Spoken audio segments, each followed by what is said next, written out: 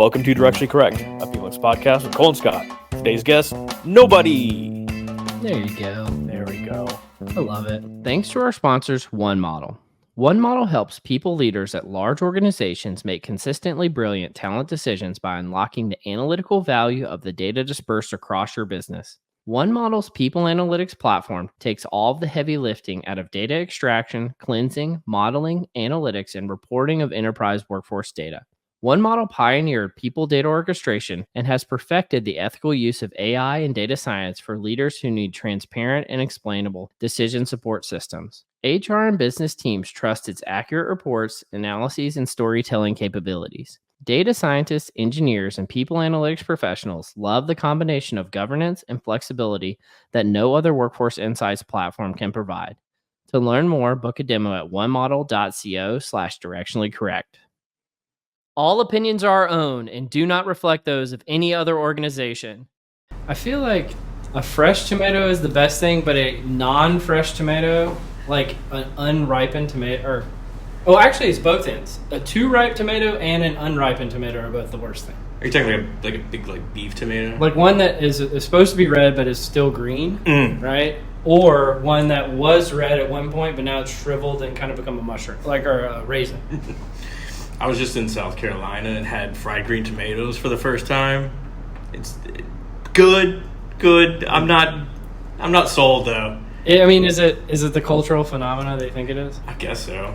I did eat shrimp and grits like 7 times in 2 days. Is it good? It's delicious. It was so good. In fact, like we're here at the stadium. I can tell you, my first year, we had to host an event out in the parking lot, right? Mm-hmm. I guess every department takes a turn, like hosting it or whatever. Oh yeah, the tailgates. And like coming from Texas, someone had just given away shrimp and grits in the parking lot. Really? And I ate them, and it was life changing. And I've never had anything like that. Yeah. Or at least the grits were just totally different in Texas, right? Well, this gets to a cultural map moment for a second. Grits don't make it to Texas. You didn't grow up with grits? Well, I mean, like they existed, but no, it was not part of the diet. And they were, no flavor, bland, nothing to them. Really? But I mean, here, like they probably put like heavy cream or something terrible in it, butter. See, I'm gonna say something slightly controversial. An actual grit, like a real grit, I hate. Most of the like shrimp and grits things that you get nowadays are not what grits was when I was a kid. When I was growing up, and like grits were not like I don't know how to put this, like they were not something that was trendy.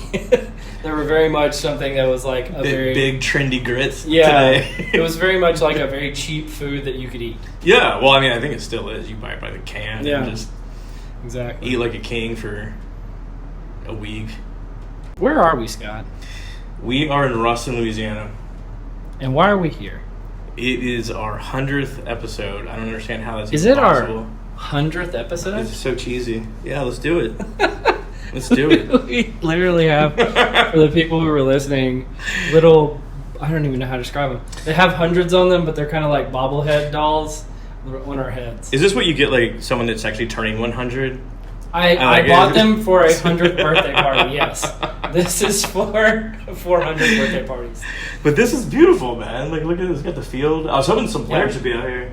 Yeah, I was told when we booked it that they would actually have football practice going on. So we're in the press box of the Louisiana Tech football stadium, and it met our criteria for what it would take to record a podcast, because we wanted somewhere fun but also quiet, and that is really, really hard to find when you think about it. We also came down notches. Like we started out, it's going to be the high rise in Vegas. Yeah. Then it's maybe Chicago. Then it was going to be 6th Street in Austin. Maybe Austin. It's like, okay, we're just going to do it in Ruston. So now we're in Ruston. I couldn't imagine a more perfect place, because, I mean, this is where it started, right? This is where it all started. So what brought you to Louisiana Tech originally? What brought me to Louisiana Tech? Yeah. I was looking for an IO program within striking distance. That had a good applied function, and I was a little bit older applying, so the fact that you could get out a bit earlier, quicker, was highly highly attractive. Yeah, it wasn't one of these 7-year programs. No, it's wild because when I was a master's student at Stephen F. Austin, I had some friends that came to Ruston, and I think they tried to go in the counseling program, and they just, I don't know, they didn't go for whatever reason. Yeah. But that's what really got on my radar. Yeah. And so, like, I looked it up when I was actually started searching, and it was a really good fit. I remember driving up here for interview day. I remember talking to Tillman before I even just kind of an intro sort of call, this sort of thing. And I was in the Dave & Buster's parking lot in Austin, Texas. I was like right after work or something like that, and just talking to him. It seemed like a good fit. And I remember talking to Mitzi DeSales and Tillman, I think, in my office in Austin, and came up here. I definitely remember driving up here. In fact, sorry, I'm kind of rambling now, but I stayed at, I think it's called the Days Inn. It's on the other end of town. It's interview day, and that night, someone with a trailer hit my car. So I went and did interview day at the old Arrows, the old kind of building we had. Yeah. And, in the back of my mind all day, I'm just thinking about my damn car has been hit. And, there's no one to, get a phone number from. There's nothing like that. You want to hear something funny? Yeah, sure. I turned around in the Days Inn parking lot this morning because I drove past Waffle House, and I turned around to go back to Waffle House to see if you guys were there because I was kind of running behind. And so I was in the Days Inn parking lot this morning. I think you may have been on the other end of town, but... or maybe there's 2 Days Inn. I don't know. Well, Tillman told me there's 2 Waffle Houses. I didn't know that. I didn't know that either. Yeah. There's 2 Waffle Houses? This town's getting big, man. It's too big for its britches. No. So wanted to say, actually, a quick thank you. We've actually got Dr. Tillman Sheets and Dr. Donna Thomas in the room with us. Thank you guys and the Louisiana Tech Athletics Department for letting us record here. So big thank you to you all for helping set this up. But it is kind of cool to be in the room with folks who really shaped your life and get to say nice things about them. So really formative, absolutely. I'm glad they put up with those too. Did they? There's probably some tenuous moments that we don't even know about. Yeah, exactly. Behind the scenes. No, I mean, I was kind of a lifer when it came to Louisiana Tech. So all the members of my family, both my mom and my dad, they met here. I've got relatives on both sides of my family that came here. My wife went here, and a bunch of her relatives went to Louisiana Tech. And so going to undergrad and graduate school. Did you even apply anywhere else? For graduate school? Yeah. No. That was actually, I probably talked about this when we had Tillman on the podcast way back when. But when I applied, so I had applied to Louisiana Tech's master's program. Yeah. And I hadn't even applied to the PhD program. And so the week before school, I had like an appointment to come over and to meet with, remember Miss Jamie? She was in the front office because she was going to be taking me through. I was going to be one of the graduate assistants that worked in the front office. And when I got there, Miss Jamie called me into Tillman's office when he was the department chair. Mm-hmm. And I thought, I was like, oh, they found me out. They're kicking me out of the program. I'm truly a farce. And he pulled me in his office and, in so many words, offered me a position in the PhD program. And I didn't really. So you went from like 0 to 100. Well, I actually kind of told him no, not because I had this plan where the master's program was a night program, and I was going to be able to work at a job during the daytime, and then had that graduate assistantship, and then do the program at night, and the PhD program was a full-time program, and he pulled me into the office. You're making the big bucks at Waffle House. No, can't let that go. I was not working at They just raised their minimum salary to $3 an hour, by the way. So if things don't work out, good for all. You can go back. You got experience. The joyful Waffle House workers out there. Sorry, but so he pulled me in his office, and I was kindly telling him no, and he said, "Well, Cole, if you join the master's program, you're going to be making this much money, and you're going to be working your butt off." And he said, if you join the PhD program, you're going to graduate and you're going to be making this much money. You're going to be this guy's boss, and you're going to be playing a lot of golf. None of which were true, by the way. But you got to sell it when you can, right? Yeah. But I do play golf now. Not when I graduated. When I graduated, I was busting my butt. I'm still busting my butt, but in a different way. But yeah, and so I immediately left that day and was a member of the PhD program. It was wild. I mean, like, just being here, like, brings me back, and, like, in like, a really good way. Like, yeah. My core responsibilities were, like, sit in a lecture and just kind of, like, soak it in. Mm-hmm. Write a paper. Read, just learn all day. Yeah. Talk IO. I would come back. I would do a second PhD if they'd let me. Well, it's the most focused time of your life. But yeah. But you really can't... I'm ditching this. Yeah, let's get rid of these 100 things. These are goofy. It was fun while it lasted, guys. But yeah, it's the most focused time of your life, right? Like, you were, like, uni-focused on just one thing. It's somewhat selfish, right? I guess because it kind of takes a team around you to get through it. But I would say it's the best decision I ever made in my life. Like, I'm exponentially happier now than prior. I still get asked all the time. Exponentially more options as well. Yeah. I mean, people that don't have PhDs ask me all the time, should you get a PhD? You don't necessarily need it, but it does give you a lot of options. And the thing I always say is it gives you more scientific and statistical rigor than probably if you didn't have it. And if you need to go into a highly specialized job that requires that, it's absolutely necessary. But if you don't, it's probably not necessary. The thing I want to say that's special about Louisiana Tech's PhD program, though, is, in a lot of schools and a lot of PhD programs, if you don't go and become an academic, you're considered a failure. Oh, yeah. Well, I mean, that's the only path. It's the only path. Yeah. And the thing I really appreciated about Louisiana Tech's program is, first of all, that people have gone off and been academics, which has been successful, but they've produced some powerhouse individuals, and especially in people analytics of anything. I mean, I think of like some of our prior guests, like Michael Knott, Stephanie Murphy, Amy Stevenson. All of them are out there crushing Castile. it. Yeah, Castile. I mean, they're all doing really great stuff, and prior guests of the podcast. I could call out some others, but I don't want to necessarily embarrass them. But like, they're out there crushing it, and I think it's partially due to the fact that you had such applied experiences in this PhD program, but also that it wasn't considered a negative to not go into academia.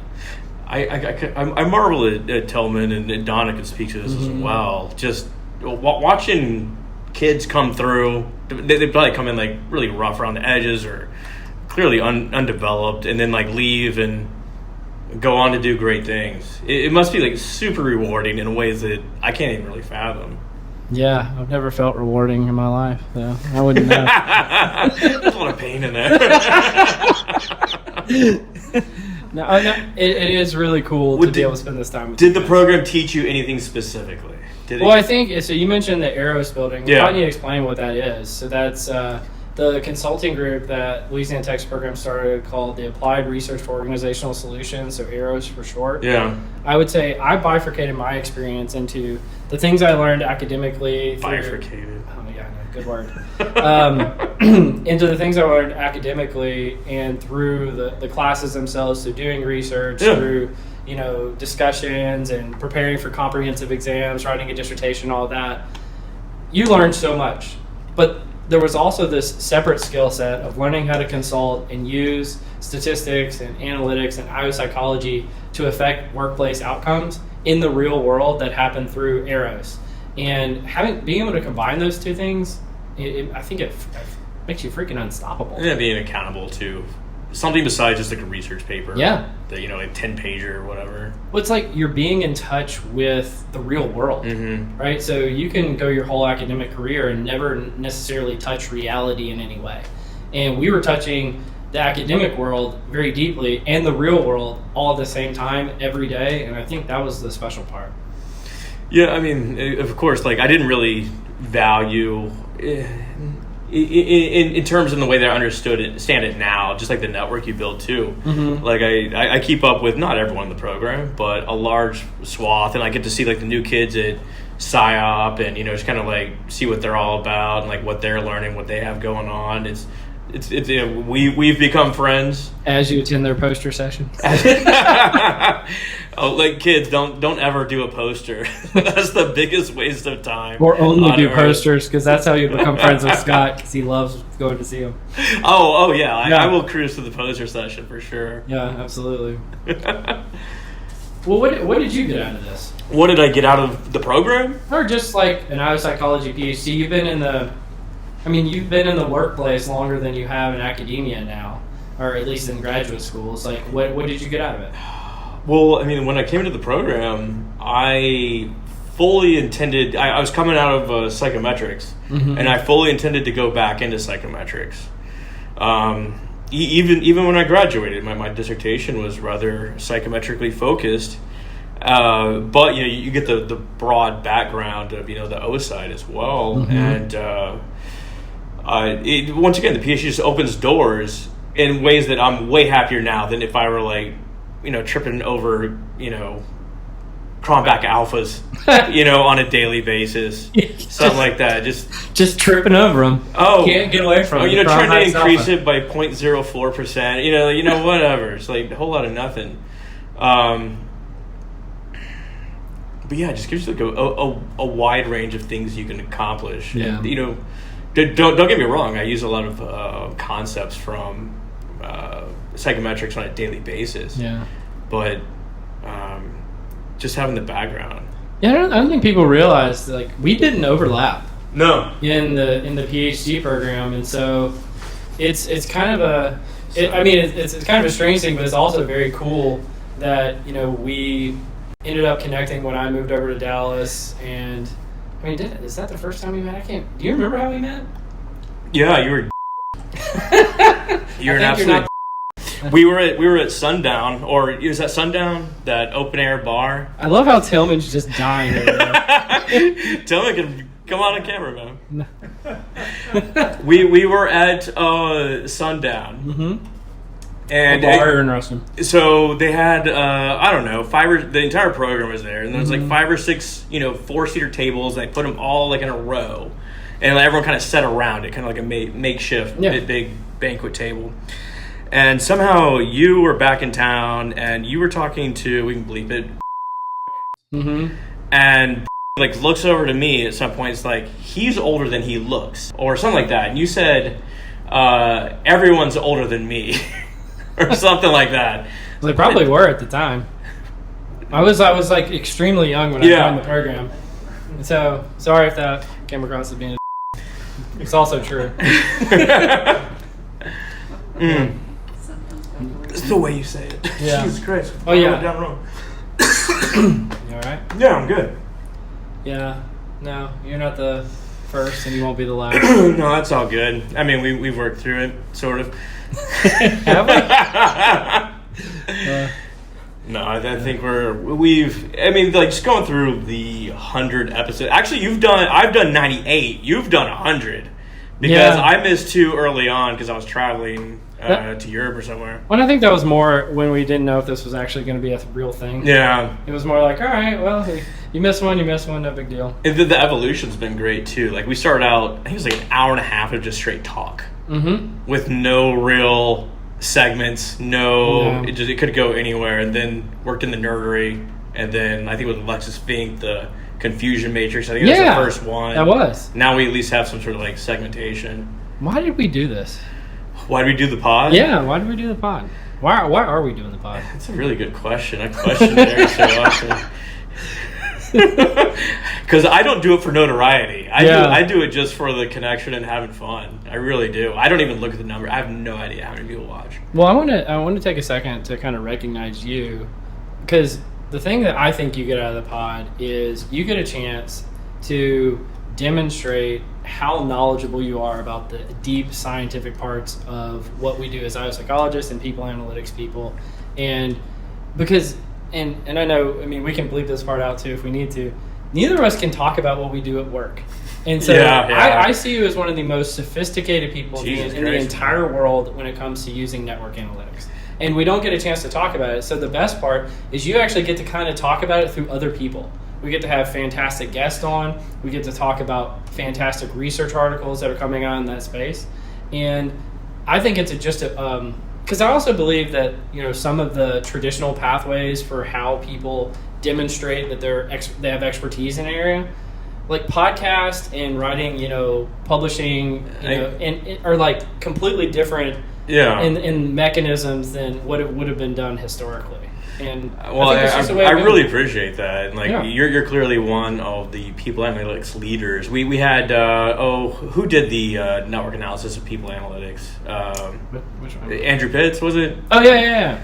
And guess who's in the center of the people analytics network is Cole Napper. Wasn't the biggest circle, but it was the most central node. That's all you need, baby. Yeah. No, I mean, and having a chance to get to talk to people who I admire. Yeah. To me, other than just like I kind of, again, I'm gonna use the word bifurcate again. Just do it. The Cole and Scott episodes are like a completely different animal in my mind than the rest of the episodes. So I just enjoy those for their own idiosyncratic weirdness. So somehow there's like less pressure but more. It's kind of weird, especially when you have people watching you. It's so weird when people are watching. I'm like, oh my god, I'm dying. I put on this hat not because it says LaTeX, but it's trying to protect myself from the sun. It's not really working at all. Not working.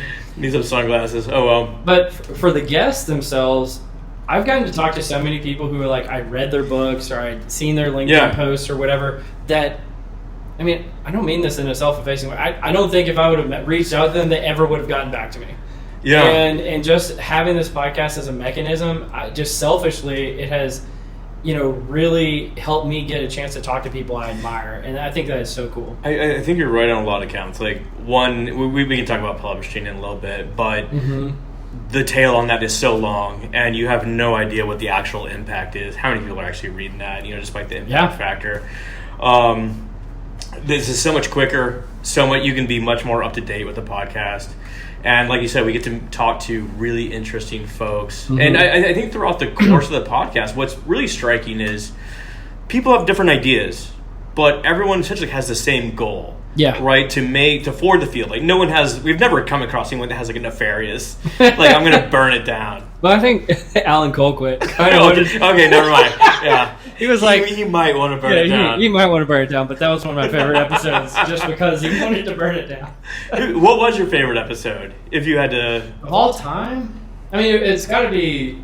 I would say it's the amalgam of Cole and Scott episodes. Yeah. There's like moments in those that I think are just pure gold. We can go in different places. We can. Yeah. There's a lot of folks... I've called it before... This was a long time ago. I called it the conference speaker effect, where somebody gets on stage at a conference and... You were talking to them at the bar before or after, and they were telling you how crappy everything was that they were doing was, and then they get on stage and they're doing the most amazing things ever. And the same thing happens with a podcast sometimes. You bring people on, they're like the coolest people, and then you get them on here and they're just like, yeah, it's so great. Everything's great. Have you noticed how great it is? Well, that's the sort of thing. You can't... Well, I haven't been able to judge people. Like, you get them on, and like some people you think are gonna be like super quiet have the most to say. Some people that you think are gonna have the most outrageous opinions, they just have nothing. I mean, that just from a behind the scenes thing, what you said could not be truer. I think it's the red light effect. Some people see the red light, i.e. the record button. And record button turns on, and they turn into a completely different person. And sometimes that person is way better than who they were, and other times it's way worse. And I'm not going to say who is what, but appreciation to everyone that's come on. By the way, for sure. I mean, why are they talking to us? That's the thing I think about sometimes. Is like, why is anybody listening to this shit? And a lot of times I forget that people actually do listen to it. It's so weird. Here, I wrote down some folks I would like to call out. Max Bloomberg, super supporter early on. Joey Oliver. Yes, there you go. Max and Tillman are friends now. Due to this podcast, by the way. Amy, you mentioned Amy earlier. Yeah. Castile, our first real guest. Yeah, Castile was our first guest. Keith McNulty, that was a great one. Oh, he was Michael fantastic. Arena, Ethan Burrows, Craig Starbuck. Just everybody, really.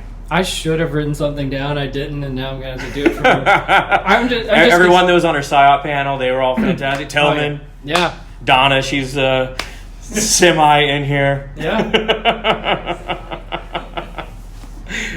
It's just fantastic getting a chance to talk to a lot of these folks. And And the other thing is, it's academic in nature, but I think nerdery is the right word. Like it's nerd-ish, but it's not like going to a symposium. I was trying to think last night of like my favorite nerdery articles that we've covered, and the one that bubbles to the top is toxoplasmosis. Yes. That we actually did here in La Tech. Mm-hmm. Which is, we wanted to do a toxoplasmosis screening. We were going to. And we were going to reveal the results on this episode and decided not to. Check it out. We both think we got it. Well, we both think we got it, and two, I found out that it was like a pretty intrusive test. It's not like something where you just like pee in a cup or something like that. It's a blood test. Yeah, and I was like, I don't care that much.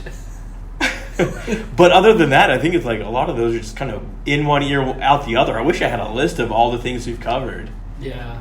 I mean, I always think about the crazy episodes. I think about like Alan Colquitt was a crazy one. Mm-hmm. Marcus Corday was a crazy one. Oh, Corday. Yeah, that was a good one. Yeah. We haven't, I guess because the podcast is getting more notoriety now, more of our guests lately have been, I would call like prominent figures in the field, and so we don't get as much cutting up as I would like. Like Jordan was great. Jordan released that she had like a twin or something on the podcast that she didn't know about. Her dad. So some of her dad was doing crazy stuff. It was wild. So those are my favorite moments. No, I mean that is the best. That's what makes it right. It keeps me motivated. It's such a weird thing. But I think a lot of this started because you wanted to promote a book. Yeah. Right? Well, and the funny thing is, we went so long, I forgot about that. 2.5 years. Well, got the title page, maybe. Well, no, I've actually gone through 3 iterations now. So I'd written some articles, and some academics reached out to me about writing a book, and that was right around the time we started the podcast. Yeah. And so one of the things that they were asking me as the lead author is, you had to have a way of knowing, do you have an audience? And I was like, I don't know if anybody reads my stuff. And I was like, well, if you had a podcast, then you could know you have an existing audience. And then another person came in. So that one fizzled out for whatever reason. Another person came in later like, oh, we got to co-write this book. It was kind of going to be like a Cole and Scott type of thing where there's a yin and yang. And we kind of build off each other. And then that one fizzled out. And then speaking at People Analytics World this year in London, a publisher reached out to me then. And I was like, whatever, I've been down this pathway before. I know your tricks. And they were very serious about it. And so I actually have a book deal sitting in my inbox that I have not signed yet. Wow. Congrats. I've been sitting on it for like 3 months. And I'm just I wouldn't want to be part of any club that would have me either. Exactly. Well, and I don't know.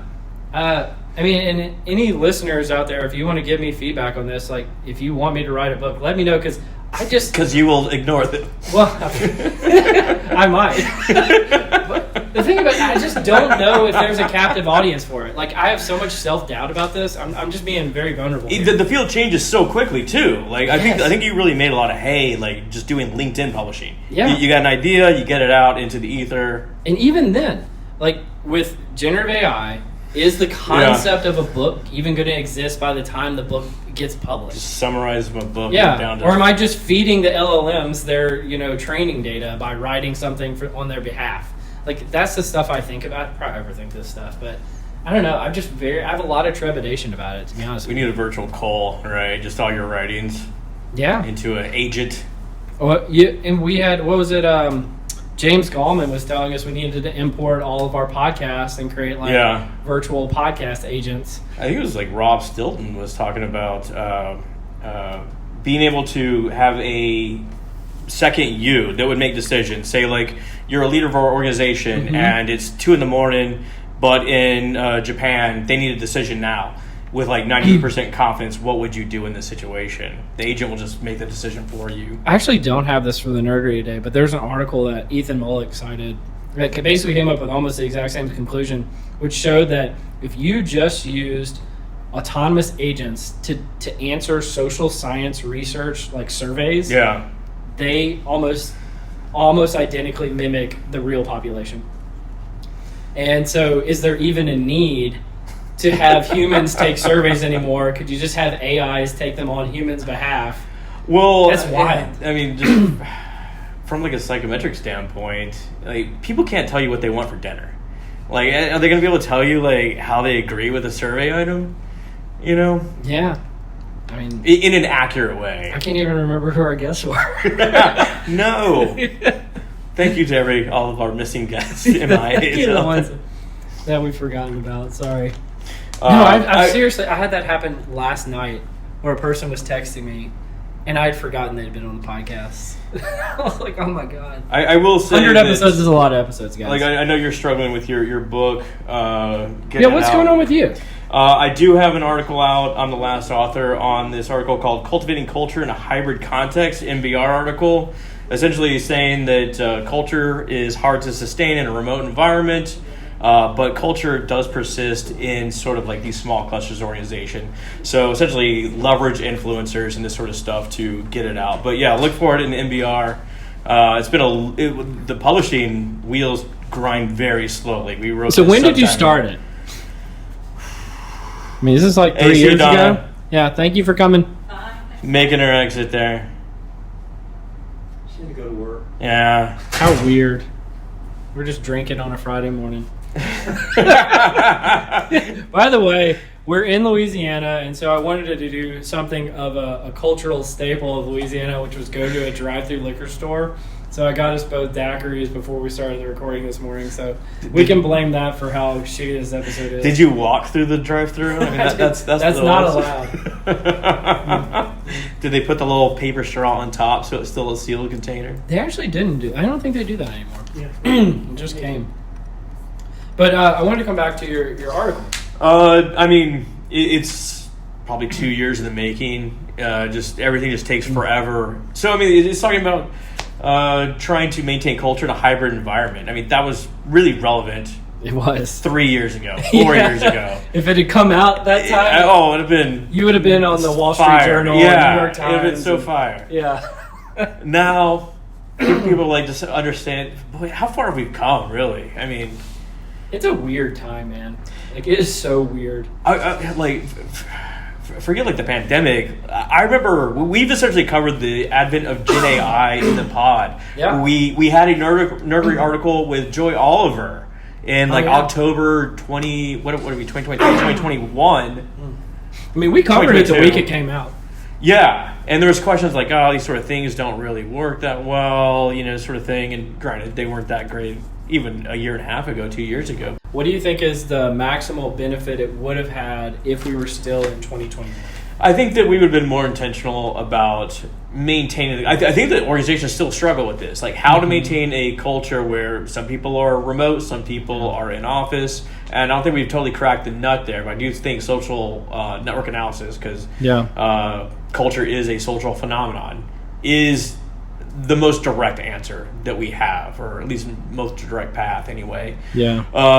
But once again, we've seen that people can collaborate effectively remotely once they've already met. We had that great article essentially showed that it takes like 25 interactions via Zoom or via video conferencing to equal like one in-person interaction, and via email it just never reaches that same level of trust. So I mean, all these sort of things can be leveraged in organizations to make people or encourage people to be more consistent in their behaviors and trust their teammates, and be more efficient in their work. It really behooves them to do so.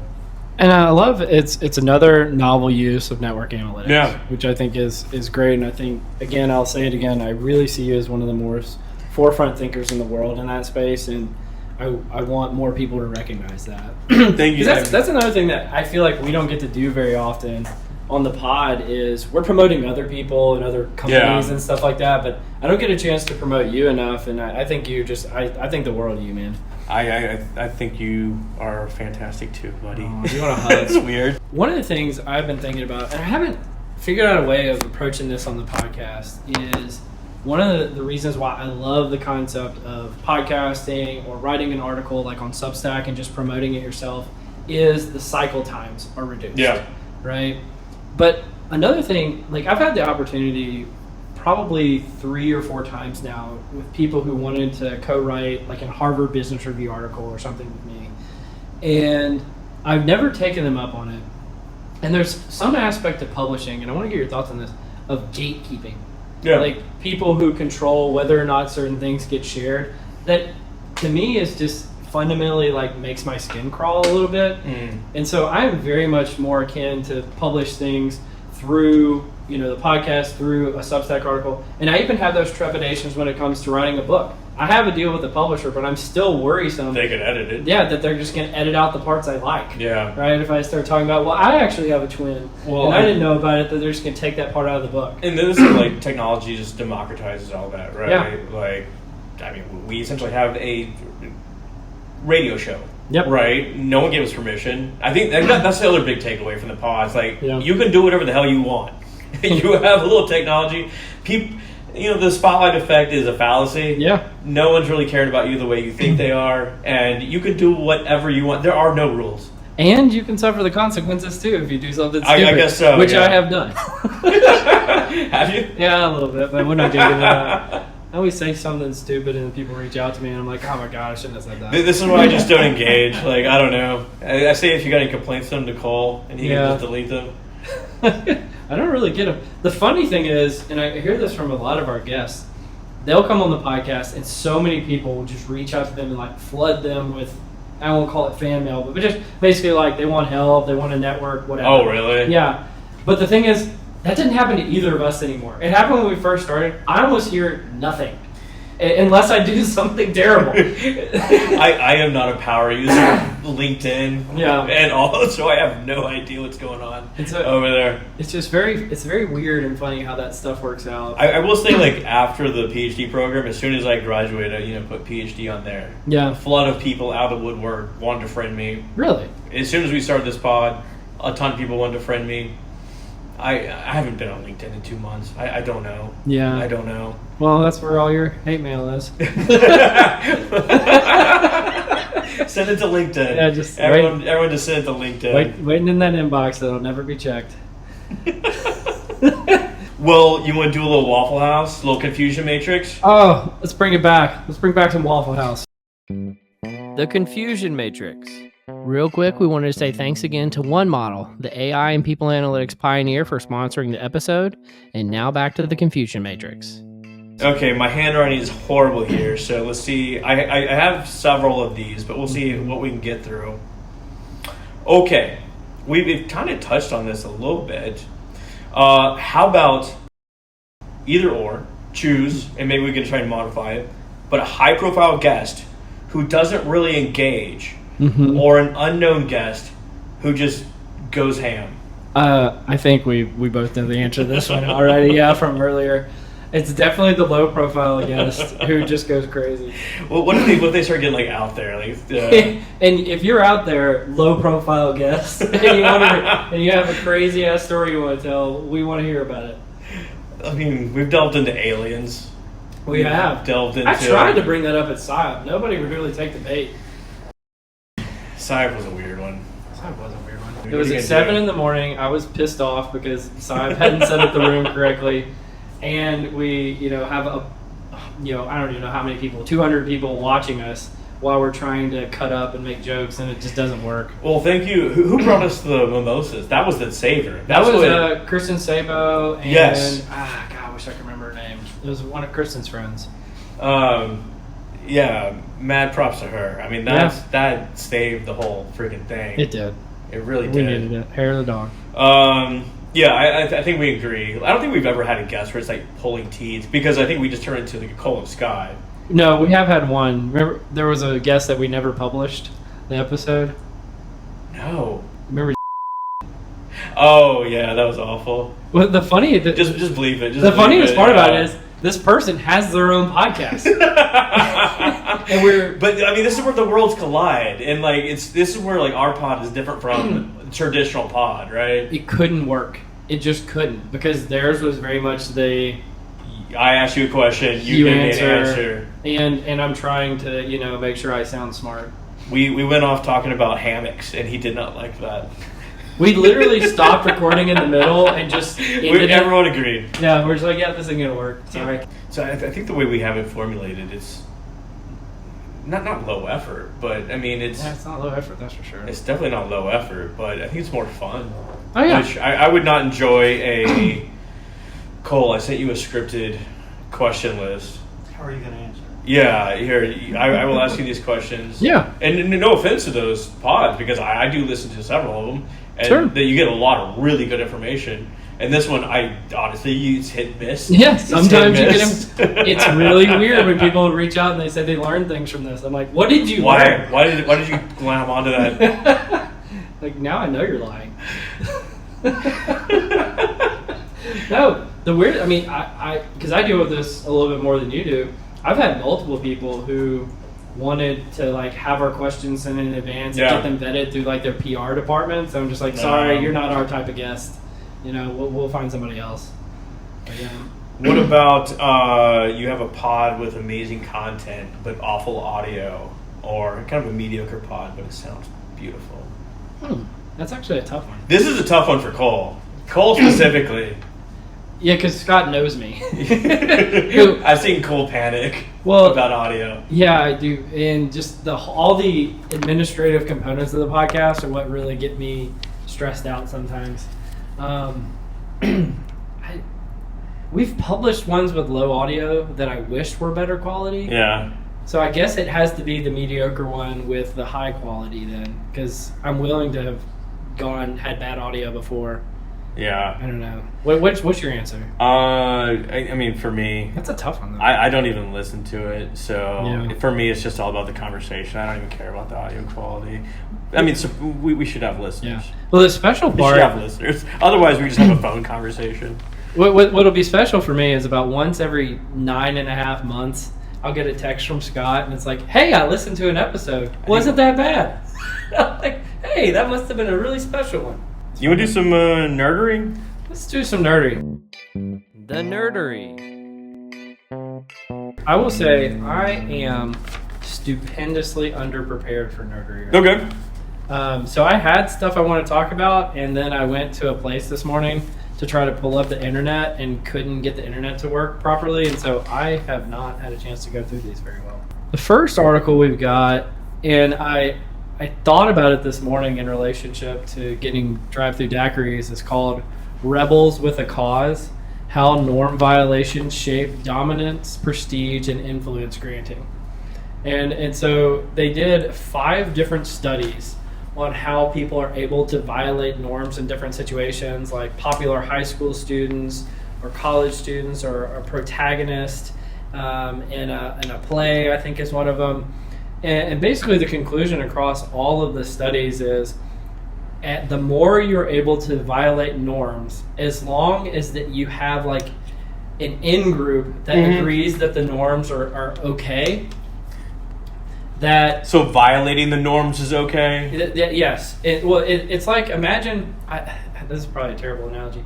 Remember there's like a cool group of kids in high school? They might be No. Well, I was there. They yes. did. I was Okay. not there. Well, they may be jerks to everyone else, but within their group, that norm is acceptable and therefore gives them more dominance and prestige and influence. That's the way I thought about this research. Externally, sorry, I understand that you may not be like totally versed in this research. Sure. But like, so you're saying an in-group can be jerks to everyone on the out-group, or they're jerks within themselves as well. Sometimes within themselves, but I mean towards the out-group.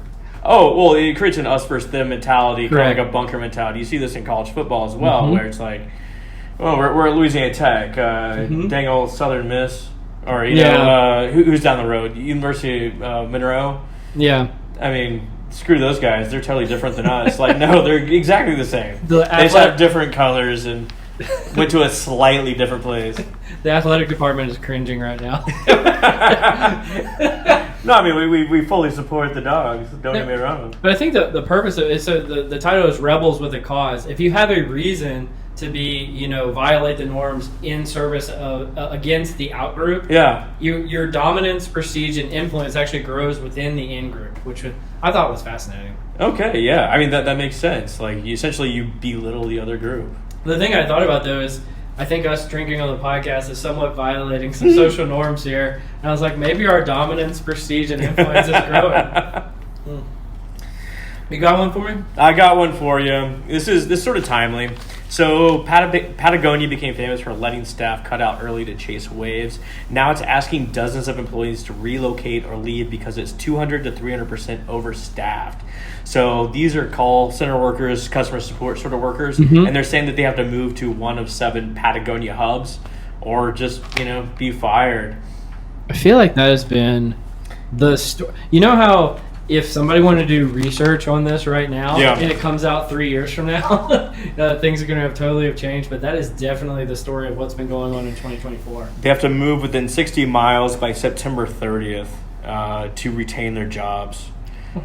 Which, I mean, like Dell and Walmart have done this as well. Oh, there's so many companies that have done this. It just some have gotten more publicity than others. I mean, this is the problem with like taking a hardline stand in sort of like changing times, like the pandemic, where it's like we are always a remote company until we're not.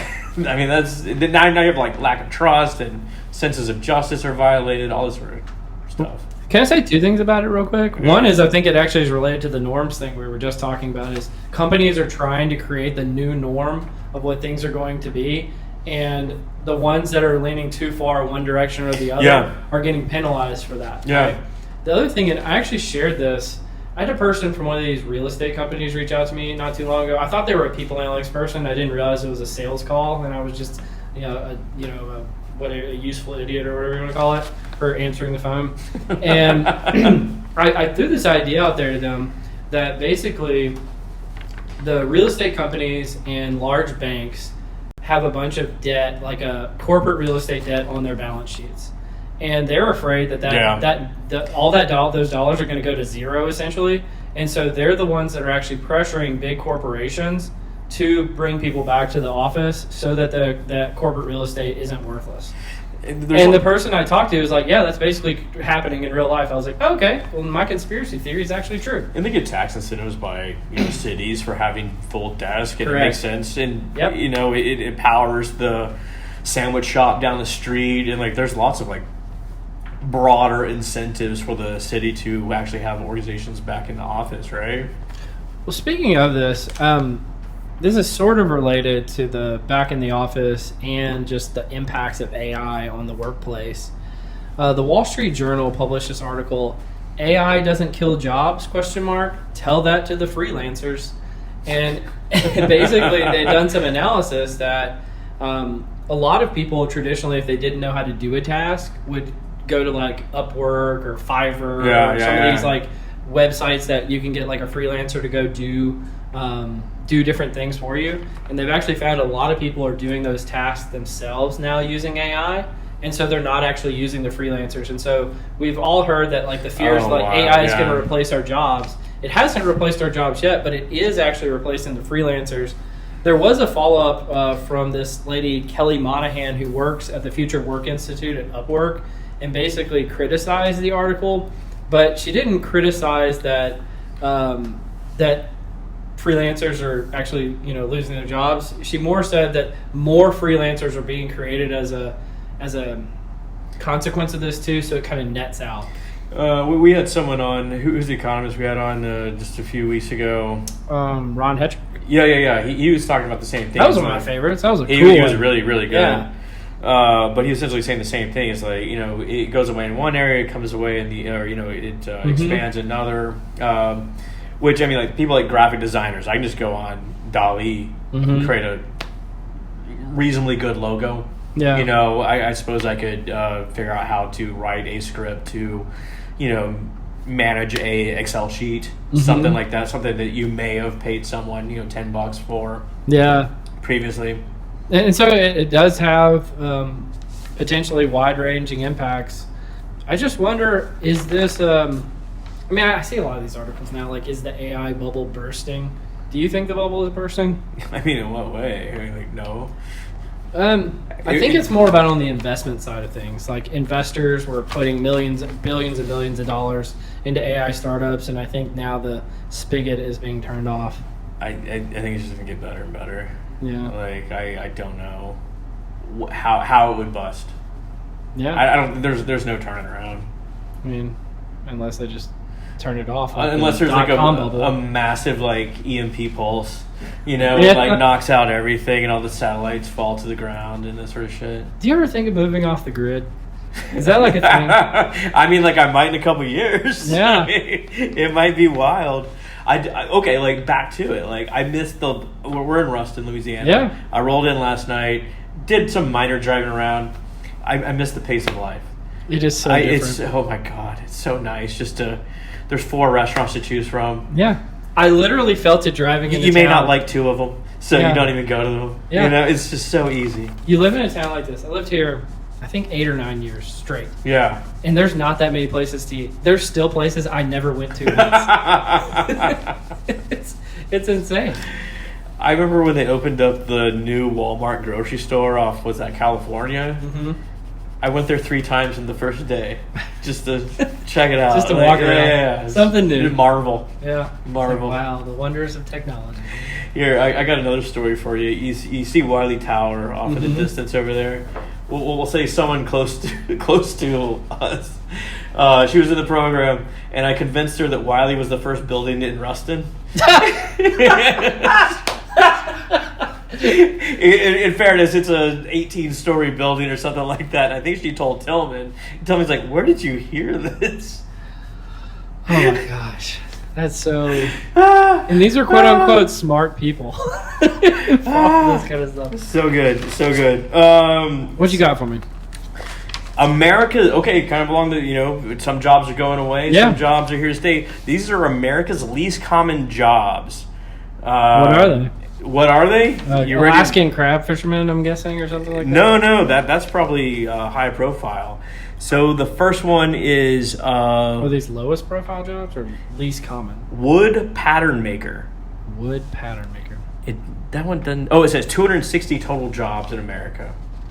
I don't even know what that is. Well, I mean, you can make $53,000 a year if you do it. Hey, not bad. You can live a good life in Ruston. Number 2 at 400 jobs is clock and timer precision technician. So I guess like you make sure clocks are... I bet you that was a big job in like 1800. Oh, That's yeah. been slowly going away ever since. You read some of these stories where like towns would be their clocks would be like 4 days off, Mm-hmm. and so like they couldn't like do the proper Catholic or Christian rites of ceremony, all this sort of shit because really? It was all, and that was a big thing. That's wild. Farm labor contractor, 460 jobs, which I figure there'd be a lot more. I don't I know feel what like that means. there's a lot of farm laborers Yeah. out there. I don't know if that one's I don't know what right. that means. And furnace and kiln repair technician, Yeah. 540 Not a lot total of kilns. jobs. I was also thinking like the people who make that blown glass, like the glass makers that do it in like a kiln. So it makes sense that something related to that is pretty uncommon. I mean, there's a bunch of them here, but I think those are the biggest ones. I mean, these are jobs that are going to be tough to do a little job analysis for. Like, why would you even do that? You just got to find someone that's into it, I guess. Like, are you on the clock timer forum At on a certain, Reddit? at a, You want SAD though. That's what, yeah. The perfect candidate. the hardest jobs to do a job analysis on. It's like I can't find anybody. So I found one. We covered this. I think you brought it up maybe 5 or 6 weeks ago about what age do people kind of fall in love with music, and it was 17 years old. That was a good one. And I found from this guy Jay Van Bavel, I think I might have another one from him too, that sports fans are likely to be kind of most impressionable as 8-year-old boys. And so if you glom onto a team. If you glom onto a team when you are 8 years old, you will be a fan of that team for the rest of your life. But if you miss, if Louisiana Tech misses you when you're 8 years old, they're never going to get you. I mean, I get maybe this is how you wind up with people that like. I'm a Yankees fan. I support Duke. Yeah. I'm a Cowboys fan, and I love Manchester United. It's like Because they're all good at the same time in the 90s. Yeah. All right. You want one? I do. Okay, this is an oldie. It's from the Telegraph in England, right? Cocaine is found on 9 out of 10 baby changing tables in the UK. I feel like that's a John Mulaney joke. It very well could be. But if you're thinking like these are just at like bars and restaurants, oh no. It is shopping malls, hospitals, police stations, courts and churches is where they did their test. 9 out of 10 baby changing tables have cocaine on them. I don't even know what to do with that. I feel like, first of all, it is a flat surface.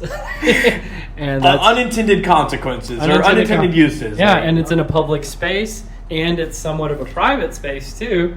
So anybody can go there, but you can also lock the door. It's flat. And I think people who do that kind of stuff don't care if it's clean. So, yeah. I was at a bar once in Austin. It had a mirror on the back of the toilet. And it's like, huh, yeah, there you go. I wonder what that's there for. You go.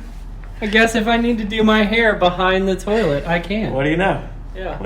I mean, like, if you make it like people analytics, I guess you could make a dashboard that people use for other consequences or other issues. I have brought this up so many times since I think you came up with this a while back about PowerPoint karaoke. Oh, yeah. I think that was like a TikTok thing or something like that. And I feel like that would be at the PowerPoint karaoke bar, you would have dashboards playing in the restrooms. That would be a fun. I we need to institute this PowerPoint karaoke where you just get up and give a presentation on something you have no idea what it is. I think it's probably funnier. I think it's funny for like the first 30 seconds, and after that, it's just pedantic. But anyway, I got two more, but both of them, I think the liquor's hitting me a little bit, to be honest with you. And I don't think I can cover them right now because I'm kind of losing it. Here, I got one more. Worst things you can do on an airplane. I love me some travel talk, right? So they list, I think this is... Well, can I ask you some airline etiquette? Sure. If you're, like you're not in first class, right? So you're in the regular seats, and the bathroom behind you is full. Do you go past that bathroom and go to the next bathroom, or do you wait for that bathroom to open up? So you're saying a big plane with a bathroom in the middle, and bathroom? yes, you can go to the one in the very back of the plane should you want to. You cannot violate the curtain in first class. You cannot violate the curtain. That's and you see people. That's what you do, Tillman. It's an go poop up that bathroom. Act like you know what you're doing. See, and that's everyone knows what you're doing. He's a rebel with a cause. He violated a social norm, and it shows that he has dominance and influence and power. So you're not better than me. No. I can shit up your bathroom. It's all good. Well, I mean, that does not make the list. That does not make the list as far as like violating bathroom etiquette on an airplane. But number one, kids in the aisle. I don't agree with this list, by the way, as far as like the ranking anyway. Number one, kids in the aisle. That kind of makes sense. Like you can't have your kids just running up and down the aisle. That's just gnarly. Two, get drunk, which I feel like 30% of people on the plane are that's the point of airplanes. kind of hammered. Yeah. Like you see airports and airplanes. That's drinking at like 7 a.m. It's like damn. Yeah, at least it's not 11 a.m. in Ruston. Leave seat during turbulence, which sounds more dangerous. Yeah, than, like, why would you do that? Yeah. I do agree with this one. Watch movie without headphones. That's just wrong. Yeah, that's just wrong. Yeah, I got my own personal list. Just recline seat. I don't agree with it. Ever? No. Even on like premium economy going overseas? Because it's like made for it. Like everybody does it. I've never ridden premium economy. Okay. I don't believe. Let's see. Oversized luggage. People with these, like, what the hell are you doing with, like, it won't fit in the container. It won't fit up there, or like that's even worse when they put it up there, but they put it not only on its edge but sideways. So it just takes like up the whole thing. Yeah, it takes up the whole thing. Smelly food. Just have just gnarling down with some like tuna right when you get on the plane. Run down the aisle right when the plane lands. They stand up and run down the aisle. Have you ever seen anybody do that? Yeah. And like actually run? Like get their bags and like just kind of like mosey their way down. Yeah, I've seen them mosey. I've never seen them run. This is like more of a special case. It's not an annoyance, but it's more of a marvel. I was flying from Seattle to Charlotte the other day, Charleston rather, and this super nice lady next to me. She's probably like 70, something like that. Mm-hmm. No book, no magazine, just stared straight ahead. No headphones, just raw dogged it the whole way. Whole way there, man. It's like 5 hours. That's like an impressive 1990 phenomena. She just check her watch every so often, like just nothing. I'll tell you about something after the podcast related to that. I don't know what's going on. I'm losing it, man. All right. I got one more. If Okay. you go. You want me to go last? No, you can go last. This is not a fun one, but more of a just point of curiosity. It is war and science in Ukraine. So of course, like there's Russian invasion, and we're all super familiar. But Hopefully, by the time the podcast comes out, it'll be over because they've settled all the disputes. oh, did they? No. Oh, okay. That would be great. I don't know why you got me there. It's like they worked out all the magic this weekend. That was Nope. fantastic. I mean, But it's they kinda will. They will. As soon as the money dries up, no doubt. Yeah. But overall, they've seen a 10% decline in research published by Ukrainian scientists. So unintended impact. 22% of Ukrainian universities have suffered physical damage. So they've been damaged by the war in some way. Yeah. And there's a 40% decline in Russian/Ukrainian scientist collaborations. Surprised it's not higher. Yeah, I agree with that too. Yeah. But I mean, it's something something we don't necessarily think about. You got these like large sort of geopolitical things have implications on advancing science. It's so wild. I've got one and it's sort of related because like the networking component of what you're saying. And I may have sent you this. I can't remember. I wanted to hit you with it, but I didn't have time to prepare. Have you heard of GraphRag? No, what's that? So GraphRag is a new Python library for using LLMs to do network analysis. And I thought you would be quite super interested. interested. Yeah. Yeah, and so they've got the GitHub code, they've got the documentation, they've got some visualizations of how they've used it, and I thought you would find that quite fascinating, but I just wasn't prepared enough to share it with you today. I mean, I think it's the future. I think organizations are going to start essentially just taking like daily cuts of what people are doing. I mean, it's going to be like much more aggregated at some point, and like it's going to get lower and lower. And I think it's going to be an integrated data use because it is orthogonal to other sort of data sources we have, and it's passive, so it's can be updated on a daily basis with very little, hand holding. What Is do you there- call it? Yeah. Is there a network analysis take on performance? Like how you measure it? Because you mentioned it's orthogonal to other variables, Yeah. and I always think about like the criterion problem and how do you measure performance. Is there an org network analysis take on that? Well, I mean, like performance is confounded by a whole bunch of other things as well. Like if you have like a performance distribution, or like if you get along with your boss better, you got sort of like LMX factors. There are correlates to it, and it's also context dependent. So in certain situations, you may need like a really tight knit group that predicts performance. In other circumstances, people that bridge, that seems to be the major takeaway, especially if you believe like Ronald Byrd, that these sort of like social capital bridging connections give you access to outside information, and you can exploit that. Yeah. That's wild. Well, I had one more. I'm not even going to try to get into the nitty-gritty details of it, but it was about using machine learning to deliver zero bias in hiring. And so this company called Measure Company put forward 3 different methods for how to use machine learning to have zero bias in hiring. And the thing that I just thought was hilarious about it is like, but if you're in the U.S., all of these are illegal. I would figure it'd be like Germany. If like you're in Germany, you definitely can't use it. I was like, that's a pretty big asterisk. After you like put forward this thing about like all the ways to not have bias in your hiring using machine learning, just to find out they're all illegal, so you might not want to do it. You see this really cool toy? No, you can't have it. Yeah. You can't have it. Well, we can go through those some other time. I think I got to bounce, man. This is fantastic. Happy 100. Happy 100. Well, we'll do 1,000. You've been listening to 100 episodes of Directionally Correct with People Analytics Podcast with Cole and Scott. Thanks for listening, guys.